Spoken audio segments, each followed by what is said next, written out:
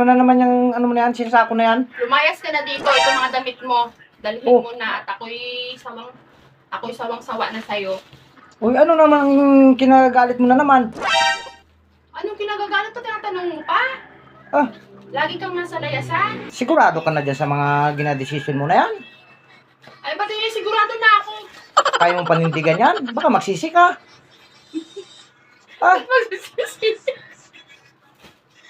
Hindi ka, wag mo akong asos ko po. Ano? Ay, sa hilig mo na yan. Baka magsisi ka talaga.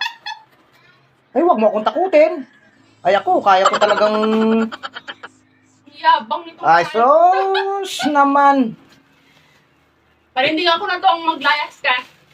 Ako'y sawang-sawa na talaga sa ugali mo. Ay, hindi ka natatakot? Ba't ako matakot? Ay, sa hilig mo, baka sa gabi ay pag walang nagakuting-ting sa'yo ay... Baka maghanap-hanap ka. Na-active pa ba yan? Ah, malayan ko eh. Uwi ka na dito. At tuyot na. Ay. Pag nagdesisyon ka, tutuhanin mo. Wag yung pag ganyan-ganyang... Baka pag nawala lang... Tutuhanan naman talaga to. Baka pag nawala ko ng mga 1 linggo lang ay... Baka bigla ka lang tatawag. Ha, uwi na. Iga na. Kailangan nang mabasa. Ay. Huwag kang ganyan. Kung mag-desisyon ka, ayusin mo. Yung totoo. Gusto mo lagi anuhin ka. Ay. Di ka lang na ano kahapon na bubuklat yung libro mo. Ganyan agad ang desisyon mo. Ay, bago-baguhin mo naman ang kwan mo.